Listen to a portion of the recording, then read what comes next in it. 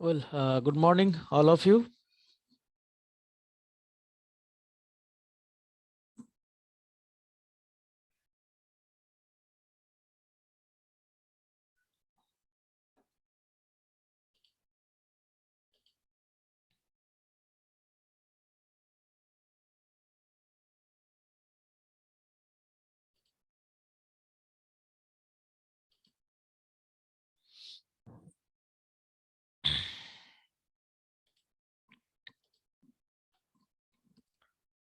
Okay, so जो class में हो, please put your name and roll number in the chat box.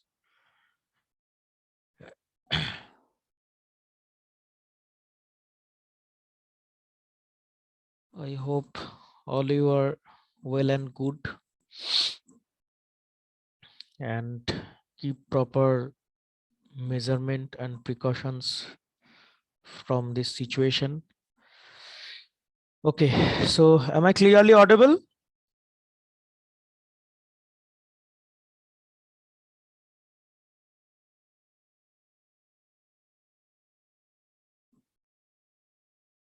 Hello, am I Yes, audible sir. clearly? Yes, sir. Yes, sir. Okay, fine. So जो लोग late करके join कर रहे हो, put your name and roll number in the chat box, later on I will take the attendance from there. So last class में हम लोग discuss किए थे about microstrip antenna. Okay, so उससे पहले हॉर्न एंटेना डिस्कस किए थे, उससे पहले एरे एंटेनास के ऊपर काफी डिस्कस किए हैं, एरे फैक्टर एंड सारा जो जो हम कराते जा रहे हैं वो गूगल क्लासरूम में ऑलरेडी हम पोस्ट करते चले जा रहे हैं according to your syllabus. And जो जो बेसिक है, बेसिक पैरामीटर है, वो भी मतलब हम पोस्ट करते चले जा रहे हैं. ठीक है, सो तुम लोग फॉलो करोगे. और मिड सेमिस्टर एग्जाम भी बहुत जल्दी होगा, आई थिंक आफ्टर 1 week और second week of Jan. Okay, so be prepare for this. And I do not know कि यूनिवर्सिटी एग्जाम ऑफलाइन मोड में होगा या ऑनलाइन मोड में होगा. पहले तो लोग बोल रहे थे कि ऑफलाइन मोड में ही लेंगे, 100% चांसेस है, लेकिन एक कंडीशन दिया गया था कि सिचुएशन अगर ठीक ठाक रहेगा. लेकिन अभी जैसा सिचुएशन है, आई do not know what will happen. लेकिन अभी भी टाइम है, 1 महीना टाइम है हम लोग के पास बिफोर यूनिवर्सिटी एग्जाम. सो कुछ भी हो सकता है, so you have to be alert and careful. Okay, so regarding assignment जो एक पहला हम दिए थे, वो भी अभी तक सारा स्टूडेंट सबमिट नहीं किया है. सो अभी तक जो नहीं किए हो, प्लीज सबमिट इट. और आज या कल हम एक छोटा सा मतलब एंटेनास के ऊपर एक शॉर्ट असाइनमेंट और एक पोस्ट करेंगे. ठीक है, ज़्यादा लंबा नहीं होगा, उसमें 5 या 6 क्वेश्चन रहेगा, short type question. So actually it is for to keep you in this course. Okay, ऐसा नहीं होना चाहिए कि तुम लोगों को कुछ मतलब कोर्स क्या हो रहा है नहीं पता, तो सब्जेक्ट के अंदर इन्वॉल्व रखने के लिए ही ये थोड़ा थोड़ा एक्टिविटी है. तो शुरू करते हैं.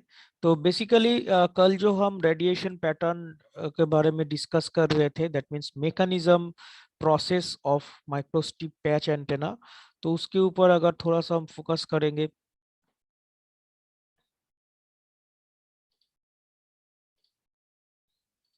So this is your classroom, Google Classroom. I am opening it from Google Classroom direct. Okay, so can you see my screen?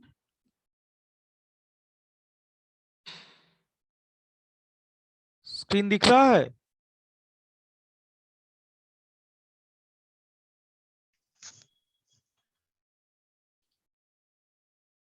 Okay, so my screen is visible. Just a second.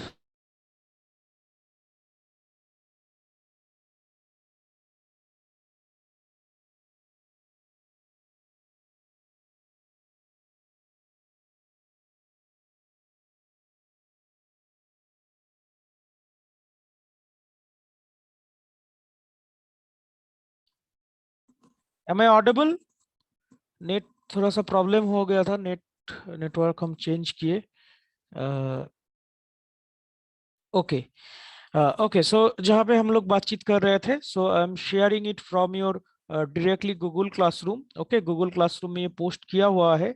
So basically microstrip antenna जो है ना बहुत ही important है, क्योंकि as present days it is used as a internal antenna. Okay, जैसा कि हम लोग का मोबाइल फोन्स के अंदर कल भी जो डिस्कस हुआ था, या फिर कोई भी जो हम लोग गैजेट यूज करते हैं, ठीक है, लैपटॉप बोलो या फिर स्मार्ट वॉच बोलो, या फिर कोई भी मतलब आईओटी डिवाइस, छोटा छोटा जो भी हम लोग जो हाउस होल्ड एक्टिविटीज में यूज करते हैं, उसके अंदर जो एंटेना फिट होता है, तो वो माइक्रोस्ट्रिप एंटेना का यूजेस काफी ज्यादा होता है। ठीक है, तो ये ऑलरेडी हम लोग कल इसके ऊपर क्लास हो चुका है, तो हम और रिपीट नहीं करेंगे। लेकिन ये जो है, ये एक low profile and low profile antenna इसको बोला जाता है। Okay, and internal antenna we sometimes it is known just because it is fitted with its any present household, हम लोग का जो डेली लाइफ डिवाइस हम लोग यूज करते हैं उसके अंदर। एंड इसका जो पैच होता है वही इसका मेन फंडामेंटल थिंग होता है, ठीक है, ऊपर में। दैट मीन्स इसका जो स्ट्रक्चर होता है, कल ऑलरेडी बोला गया था, नीचे एक ग्राउंड प्लेन रहेगा, उसके ऊपर इसका सबस्ट्रेट रहेगा, जिसके अंदर डाइलेक्ट्रिक कांस्टेंट रहता है, एप्सिलॉन आर होता है इसका वैल्यू, ठीक है, जो कि हम लोग कल क्या देखे थे, 2 से 12 के बीच में होना चाहिए एप्सिलॉन आर का value. You know different different कोई भी मीडियम हो सकता है, जैसा कि एआर, एआर का एआर हो गया 1, जैसा फोम हो सकता है, क्वार्ट्ज हो सकता है, ग्लास एपोक्सी हो सकता है। So there are several dielectric substrate, उसके ऊपर हम लोग पैच को इम्प्लांट करते हैं। तो ये जो पैच हो गया ना, ये this is nothing but the metallic एक सेक्शन, ठीक है, ये कॉपर का या गोल्ड का बन सकता है, जो कि सिंपल करंट को कंडक्ट करता है। तो यहाँ पे जो दिख रहा है वो डिफरेंट डिफरेंट शेप से, circular disc with slot, elliptical, ring sector, hexagonal. तो ये डिफरेंट डिफरेंट शेप पॉसिबल है पैच एंटेनास का। कल भी हम दिखाए कि कुछ प्रैक्टिकल शेप जिसका कोई नाम तो हम लोग नहीं दे सकते, सपोज मान लो एक रेक्टेंगुलर हो गया, उसके अंदर बहुत सारा छोटा छोटा छोटा छोटा होल, ठीक है, ये as per research, as per our requirement design होता है। आज आज आज मतलब डेली इसके ऊपर काम हो रहा है, तो नया नया नया नया पैच शेप बनाया जा रहा है। लेकिन हम लोग क्या देखे थे, इसमें हम लोग का ट्रेड ऑफ करना पड़ता है। ट्रेड ऑफ किसके किसके बीच में करना पड़ता है, in between its performance and इसका साइज, है ना। तो ये थोड़ा सा बड़ा होगा, दैट मीन्स अब हम लोग कल देखे थे कि डाइलेक्ट्रिक मीडियम जो है उसमें दैट मीन्स ई आर का वैल्यू जितना हम लोग का ज्यादा होगा, तो हम लोग का एंटेना का बेटर परफॉर्मेंस रहेगा। लेकिन साथ ही साथ हम लोग का एंटेना का साइज बड़ा हो जाएगा। तो हम लोग का तो साइज भी देखना है ना। हम लोग तो ऐसा एक एंटेना नहीं बनाएंगे जो उसको हम लोग एक मोबाइल के अंदर मान लो डाल देंगे, लेकिन मोबाइल का साइज साइज हो जा रहा है कंप्यूटर जैसा, एक लैपटॉप जैसा मोबाइल का साइज हो जा रहा है। तो is it suitable to carry? No. Okay, तो इसको हम लोग कैरी नहीं कर पाएंगे, दिक्कत होगा। सो इसीलिए ट्रेड ऑफ करना पड़ता है कि हम लोग को ऐसा एक सिचुएशन में जाना पड़ेगा कि डाइलेक्ट्रिक को हम लोग ज्यादा बढ़ा भी नहीं पाएंगे, या फिर हम लोग का साइज भी ध्यान में रखना पड़ेगा। तो इसी सारा को कंसिडरेशन करके इंजीनियर्स का चैलेंजेस रहता है। तुम लोग जानते हो इंजीनियर्स जो डिजाइन कर रहे हैं, देखो मार्केट में तो सब कुछ अवेलेबल है ना, फिर भी जितना दिन जा रहा है, सपोज एक एग्जांपल दे, जितना दिन जा रहा है नया नया मार्केट में मोबाइल लॉन्च हो रहा है, नया नया मार्केट में लैपटॉप लॉन्च हो रहा है। क्यों हो रहा है? ऑलरेडी तो है, एग्जिस्टिंग है, लेकिन देखा जाएगा कि उसके अंदर जो मान लो एक नया मोबाइल मान लो आज जो लॉन्च हो रहा है, उसके अंदर हो सकता है कैमरा क्वालिटी पहले से ज्यादा है, उसके अंदर इंटरनल स्टोरेज को इंक्रीज कर दिया जा रहा है, सपोज मान लो 180 GB तुम्हारा रोम है, तो उसको बढ़ा के 256 कर दिया जाए, है ना, ताकि हम लोग का आसान हो डाटा रखने में। तो इस तरह से हम लोग का डेली लाइफ नीड भी दिन के दिन चेंज होता जा रहा है। तो उसी हिसाब से हम लोग का जो सामान है, गैजेट से, वो भी अप टू डेट हो रहा है। एंड अप टू डेट होने का मतलब we need the special antennas. तो ये है बेसिकली पैच शेप। नाउ जो सबसे इंपॉर्टेंट जो चीज हम यहाँ पे दिखाने वाले हैं, that is the mechanism radiation. ये ऑलरेडी कल हो गया है। ये हमको मेरे पास जो बुक है, तो उस बुक में हमको बहुत ही अच्छा लगा चीजें, मतलब बहुत ही थ्योरेटिकली एंड एक्सप्लेन करके लिखा हुआ है, इसीलिए हम इसको भी पोस्ट कर दिए हैं। ठीक है, लाइब्रेरी से अगर तुम लोग बुक इश्यू किए हो तो बुक तुम लोग के पास होगा। तो इसमें काफी अच्छा से मतलब फ्रिंजिंग इफेक्ट के बारे में बोला गया है। यू नो दैट ये जो पैच होता है, पैच एंटेना का जो साइड वॉल होगा ना, दैट मीन्स जो साइड वॉल, ये मान लो ऊपर में एक मेटालिक पैच है, तो मेटल पैच का जो साइड बेस है, साइड बेस से ही हम लोग का रेडिएशन होता है। ठीक है, नॉट ऊपर से। ठीक है, तो ये फ्रिंजिंग इफेक्ट हम और डिस्कस यहाँ पे नहीं कर रहे हैं। यहाँ पे थोड़ा सा देख लेना वेवलेंथ के रिस्पेक्टिव में ये कैसे बोला गया है। तो जैसा कि इधर लिखा गया है, देखो, fringing fields at the two open circuited ends of the patch can be resolved into two components. Okay, one normal to the ground plane and one and another parallel to the ground plane। तो एक normal ground plane के साथ होगा parallel के बीच में, और एक normal ground plane के साथ होगा। ठीक है, सो इसीलिए ये इम्पोर्टेंट लगा। और इसके बीच में ये ऑलरेडी कल डिस्कस हुआ था। तो ये डाइलेक्ट्रिक के अंदर इसका डिस्ट्रीब्यूशन कैसे रहता है, इलेक्ट्रिक डिस्ट्रीब्यूशन, तो वो भी यहाँ पे एक पिक्चर के थ्रू बोला गया है। And it is, I think it is very very easy. And एक बार रीडिंग कर लोगे तो चीज समझ जाओगे। ठीक है, this is the radiation mechanism of patch, microstrip patch antenna. So microstrip patch antenna के ऊपर हम ज्यादा फोकस कर रहे हैं क्योंकि इसके ऊपर काफी ज्यादा अभी काम होता है।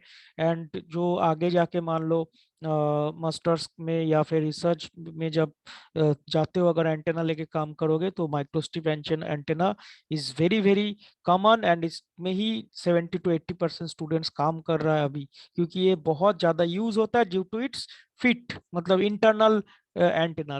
और डिफरेंट डिफरेंट एंटेना होता है। सपोज मान लो तुम्हारे पास टीवी है, तो टीवी के अंदर तो ये एंटेना नहीं लगाओगे, तो वहाँ पे डिश एंटेना जो यूज होता है ऊपर में, घर के ऊपर, छत के ऊपर देखते हो डिश एंटेना यूज हुआ होता है, तो वो डिफरेंट एंटेना होता है। ठीक है, लेकिन जो ये गैजेट के अंदर फिट करने के लिए microstrip antenna is very very useful. Okay, so आज जो ये ऑलरेडी हम पोस्ट कर दिए हैं, देख लेना। तो आज हम लोग जो डिस्कस करने वाले, that is the travelling wave antenna. Travelling wave antenna, ये एंटेना हम लोग को जानना चाहिए, इसका क्यों हम लोग का इस्तेमाल करना चाहिए, इसका एप्लीकेशंस एंड इसका जो radiation pattern and short notes. Basically travelling wave antenna के ऊपर अगर क्वेश्चन होता है तो 5 मार्क्स 6 मार्क्स के ऊपर शॉर्ट नोट पूछा जाता है। ओके, तो ये ट्रैवलिंग वेव एंटेना डिस्कस करने से पहले हम लोग को non resonating and resonating antenna भी के बारे में थोड़ा सा आइडिया होना चाहिए कि resonating antenna, non resonating antenna किसको बोला जाता है। खैर, हर एक एंटेना रेजोनेट करता है, दैट मीन्स उससे थ्रू रेडिएशन होता है। तो किसी का कोई गलत फहमी ना हो कि सर नॉन रेजोनेटिंग मतलब क्या ये रेजोनेट नहीं करेगा। नो, इसका रेजोनेट तो डेफिनेटली होगा, दैट मीन्स रेडिएशन डेफिनेटली होगा। लेकिन इसका क्या फीचर में क्या अंतर है, वो थोड़ा सा हम लोग का एक कंपैरेटिव स्टडी अगर तुम लोग को दिखाएंगे। ऑलरेडी हम आज भी इसको पोस्ट किए हैं। तो ये resonating antenna, non resonating antenna, ये जो मॉड्यूल है इसमें फर्स्ट में ही लिखा हुआ है। तो इसका एक कंपैरेटिव स्टडी करने से ही हम लोग इसका आंसर ढूंढ पाएंगे। सो एक वेबसाइट से हम लोग इसका आंसर बहुत ही आसान दिखा, और एक चार्ट वाइज लिखा हुआ है। स्टूडेंट्स के पॉइंट ऑफ व्यू से देखा जाए तो तुम लोग का इस तरह से डिफरेंशिएशन आसान होता है ना।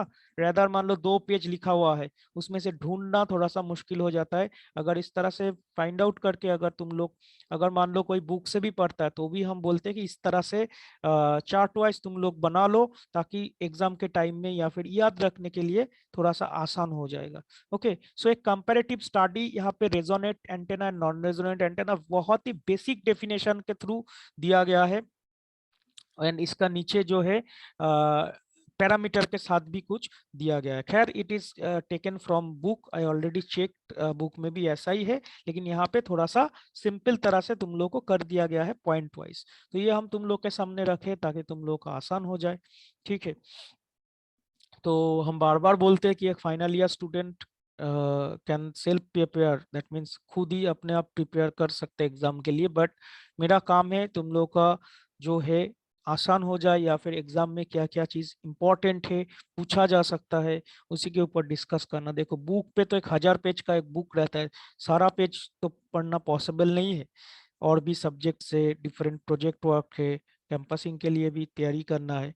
तो ब्रीफ में हम लोग कैसे एग्जाम के लिए भी रेडी हो जाए, साथ ही साथ सब्जेक्ट के ऊपर भी थोड़ा सा नॉलेज हम लोग को बन जाए, ठीक है, क्योंकि एंटेना आजकल के डेट में एक इम्पॉर्टेंट चीजें हैं, बिना एंटेना का तो काम होगा नहीं।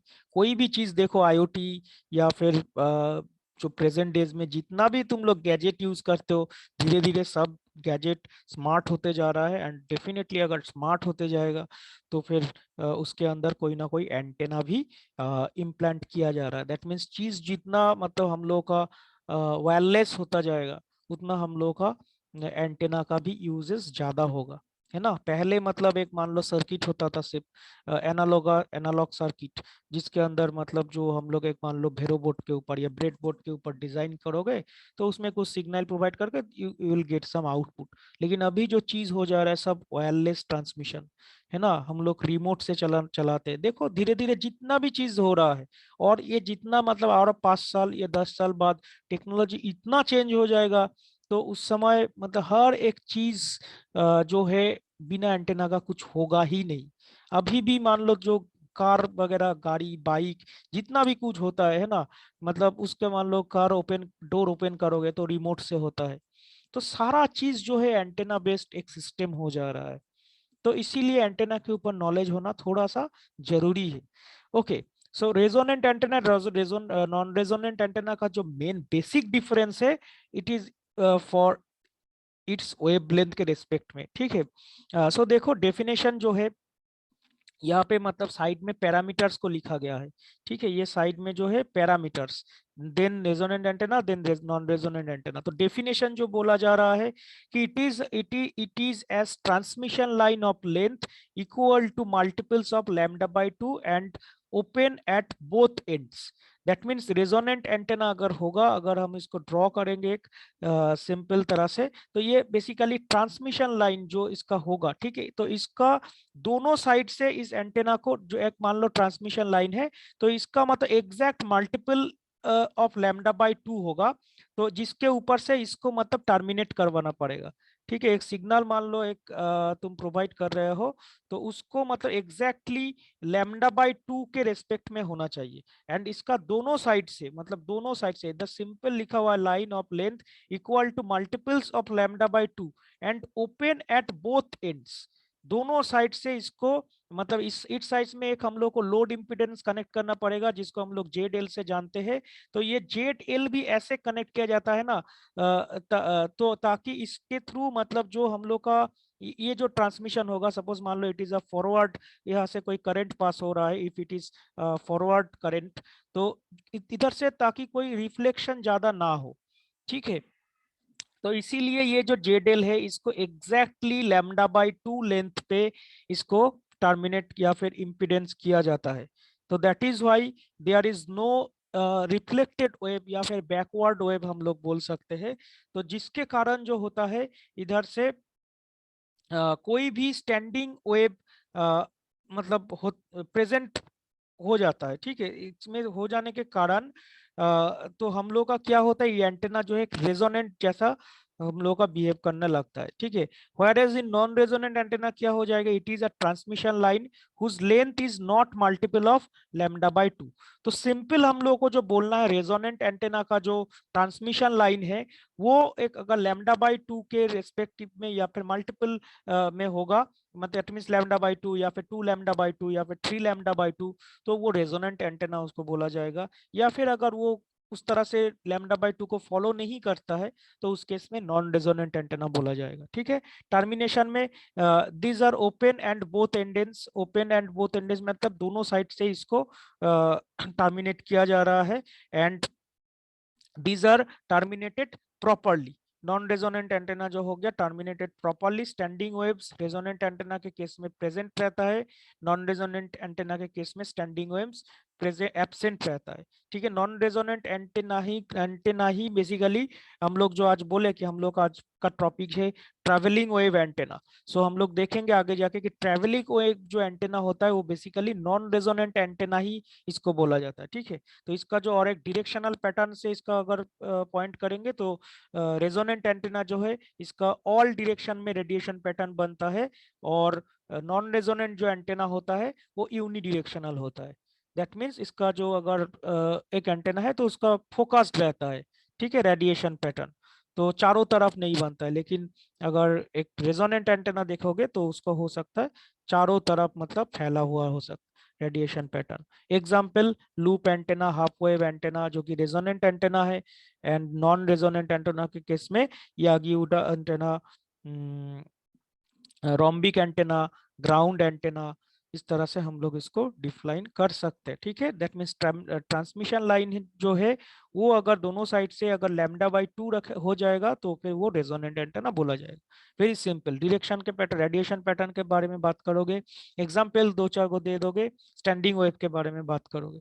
ठीक है, तो इस तरह से इसका जो कुछ पैटर्न हम लोग देख पाएंगे कि रेडिएशन पैटर्न जो है देखो रेजोनेंट एंटेना के केस में चारों तरफ मतलब if it is antenna placed in the centre तो दोनों साइड में इसका हुआ है।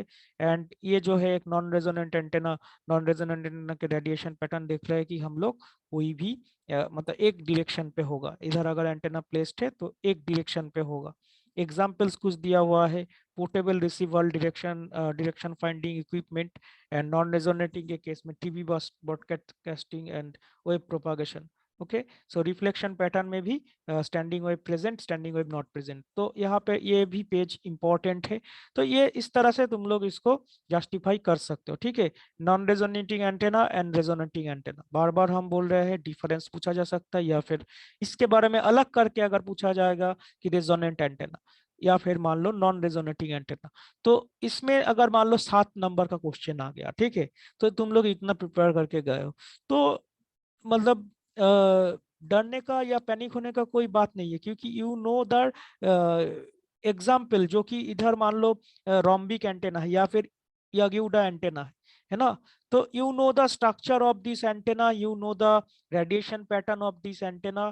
तो अगर तुम लोग को ये पता है, सपोज मान लो यहाँ पे हम लोग अभी तक लूप एंटेना नहीं स्टडी किए हैं, लूप एंटेना हम लोग डिटेल्स में पढ़ेंगे, है ना, तो लूप एंटेना के बारे में अगर पता है, if you know that is the resonant antenna, and Yagi Uda antenna या फिर रोम्बिक एंटेना जो है इसको अगर नॉन रेजोनेंट एंटेना बोला जाता है, देन तुम लोग उसका जो इंफॉर्मेशन है, उसका जो स्ट्रक्चर है, उसको एज ए एग्जाम्पल तुम लोग ड्रॉ कर सकते हो। अगर resonant antenna, non resonant antenna, अगर मान लो कोई एक एंटेना के बारे में पूछा गया 10 नंबर में, क्लियर हो रहा है, if you know the structure of loop antenna, mechanism of loop antenna, तो वही तो होगा, it is a basically part of resonant antenna, उसी सेक्शन में जाता है। क्लियर हो रहा है, तो इस सेंस से तुम लोग उसको डिस्क्राइब कर सकते हो। तो resonant antenna and non resonant antenna simple तरह से इस तरह से हम लोग याद रख सकते हैं। क्लियर हुआ? सो अभी जो हम लोग देखेंगे travelling wave antenna. Travelling wave antenna जो कि हम बोल रहे हैं कि शॉर्ट में मतलब शॉर्ट नोट जैसा तुम लोग प्रिपेयर करोगे इसको। Let me save the chat. सभी को आई थिंक अटेंडेंस दे चुके हो।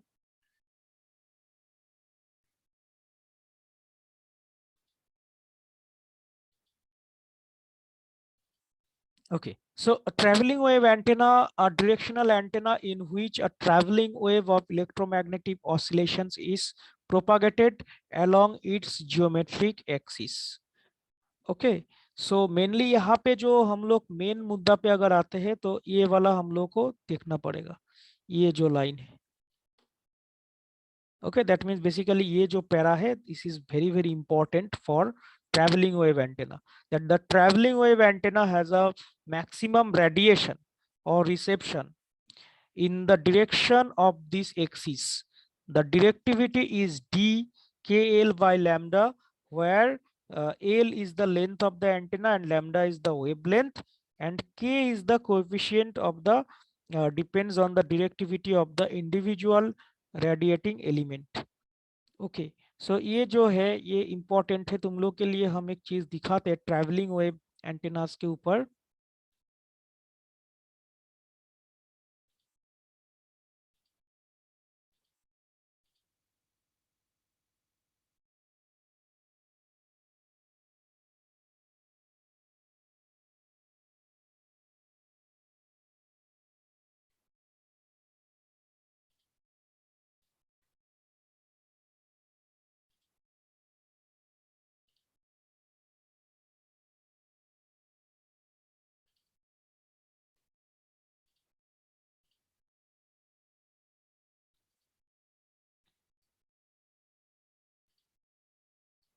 I think you can now watch my screen. Okay. So basically travelling wave antenna जो है एक नॉन रेजोनेटिंग एंटेना होता है. सो इसमें पहले रेजोनेंट एंटेना यहाँ पे एंड होगा, ठीक है, नॉट और. सो पहले रेजोनेंट एंटेना के बारे में बोला जाएगा, फिर उसके बाद नॉन रेजोनेटिंग, क्योंकि ट्रैवलिंग वेव पता करने के लिए हम लोग को नॉन रेजोनेटिंग एंटेना के बारे में जानना पड़ेगा. So resonant antenna already I have discussed, okay, in जो कि लास्ट स्लाइड में तुम लोग देख रहे थे.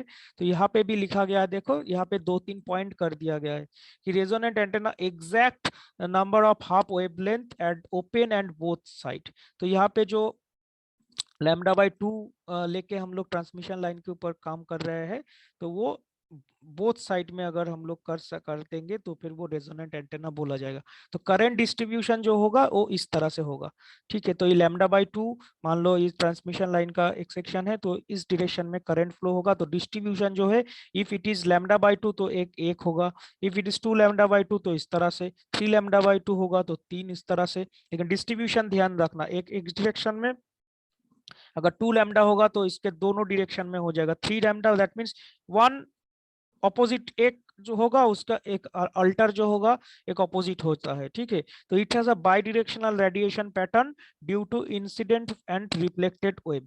तो ये जो बाई डायरेक्टेड रेडिएशन पैटर्न है, इसका मतलब ये है कि एक बार इस डायरेक्शन में एक बार उस डायरेक्शन. तो इस तरह से ये फ्लो होता है. ये कुछ भी तुम लोग दे सकते हो, इधर इधर भी दे सकते हो. दैट मीन्स एक अगर एरो पॉजिटिव में दोगे तो एक एरो नेगेटिव में तुम लोग को देना पड़ेगा. So this is the current distribution of resonant antenna, ठीक है. तो नॉन रेजोनेंट एंटेना और ट्रैवलिंग वेव एंटेना जो है, it is a important slide. So in this antenna no standing wave exist. It is a very very important point, ठीक है. कोई भी मतलब इसमें स्टैंडिंग वेव एग्जिस्ट नहीं करता है. Transmission line excite at one end terminal end correctly at other end in which wave travel in a direction, so it is called traveling wave antenna. As because there is no standing wave, no standing wave present in this non resonating or traveling wave antenna, तो जो direction है, जो flow होता है current का, तो unidirectional होता है.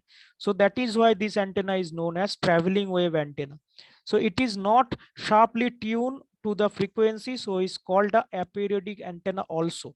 जो कि हम लोग नॉन रेजोनेटिंग एंटेना में देख रहे थे कि ट्यून किया जा रहा है λ/2 के साथ, है ना. तो इस केस में जैसा कि ऐसा कोई पीरियड मेंटेन नहीं है, देखिए कुछ भी हो सकता है. जैसे कि सपोज मान λ/3 लेके तुम कम करो, उसके बाद λ/1 सॉरी λ/2 λ/4 कुछ भी हो सकता है. So that is why this antenna is known as a aperiodic one also. So antenna is high frequency band long wave antenna, V antenna, inverted V antenna, rhombic antenna. So these are all type of travelling wave antenna, ठीक है. तो एक चीज मतलब याद रखना कि travelling wave antenna को हम लोग नॉन रेजोनेटिंग एंटेना के साथ रिलेट करते हैं. तो जो डिफरेंट डिफरेंट वी एंटेनाज है, रोम्बिक एंटेनाज है, हाई फ्रीक्वेंसीज जो और एंटेनाज है, तो उसके हम लोग नॉन इसके थ्रू टैली कर सकते. तो यहाँ पे और भी डिटेल्स में थोड़ा सा बोला गया है कि travelling wave are those antenna which no referred of standing wave. That you know already, कोई भी स्टैंडिंग वेव नहीं रहता है ट्रैवलिंग वेव एंटेनास के केस में. सो नीचे में एक देखो, एक यहाँ पे एक ट्रांसमिशन लाइन ड्रॉ किया गया है जिसके अंदर एक सोर्स लगा हुआ है एंड एक जो कि Z0 यहाँ पे दिखाया गया है, that is the load impedance, ठीक है. तो यहाँ पे हम लोग जो है एक कनेक्ट किए हैं.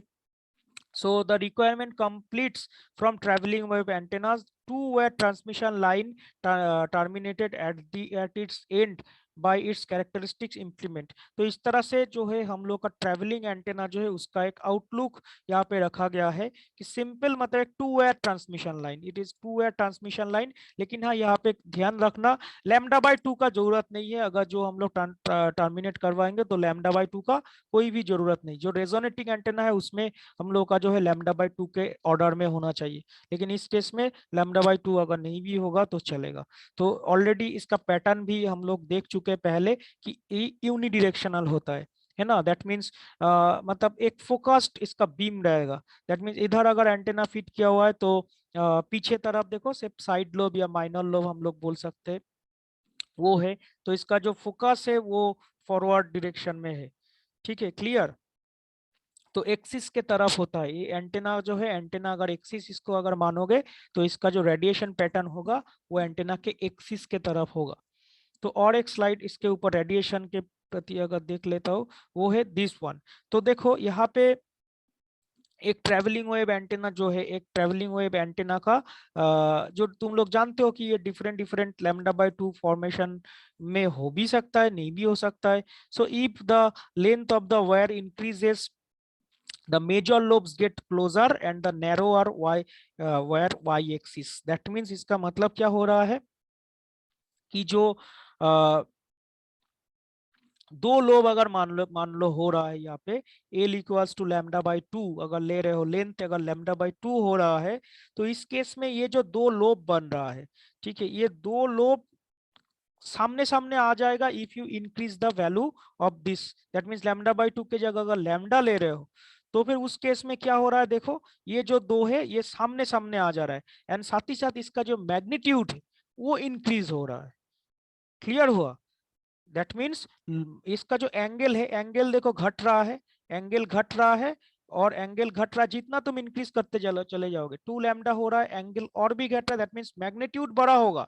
लेकिन ये जो दो छोटा छोटा मेरा लोब बन रहा था पहले, वो जो है सामने आ जाएगा, नैरो होता चला जाएगा, यही बोला जाएगा। तो ये डायग्राम तुम लोग दे सकते हो ट्रेवलिंग वेव एंटेना के केस में कि if you increase the value of lambda, okay, λ/2 से lambda, 2 lambda, 4 lambda, maximum 8 lambda तक हो सकता है, इससे ज्यादा प्रैक्टिकली पॉसिबल नहीं है। ठीक है, तो उस केस में क्या होगा, λ/2 के केस में देखो माय लोब का जो है दैट मींस ये बेसिकली रेडिएशन, तो ये जितना था उसके काफी ज्यादा, मतलब हम लोग अभी बड़ा मैग्नीट्यूड हम लोग को मिल रहा है। तो हाँ, लेकिन इससे हम लोग का एंटेना साइज भी बड़ा हो जाएगा, तो वो भी देखना होगा कि कैसा है।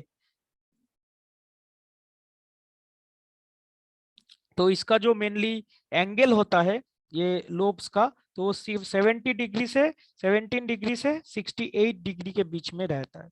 ठीक है, तो ट्रैवलिंग वेव एंटेना का जो बेसिक जो 2-3 पॉइंट में अगर डिस्कस करोगे तो that is the this one. Okay, कि travelling wave are those antenna which no referred wave standing wave, radio communication used ionosphere for reflection, there is a need of heavy grade bandwidth। so this is the one application of this traveling wave antenna। Basically जो ionosphere होता है ना, ionosphere हम लोग को चाहिए जब radio wave, जब एक ब्रॉडकास्टिंग होता है जो, या फिर मान लो एक क्रिकेट मैच चल रहा है, उसका कुछ वीडियो सिग्नल एक जगह से दूसरा जगह से सैटेलाइट कम्युनिकेशन के थ्रू ट्रांसमिट हो रहा है, या फिर मतलब तुम ऊपर में भेज दे रहे हो, तो वो तो रिफ्लेक्ट बैक करके फिर अर्थ के तरफ आना चाहिए ना। तो उस समय जो ये आयनोस्फीयर होता है, आयनोस्फीयर हम लोग का एक रिफ्लेक्टर का रोल प्ले करता है।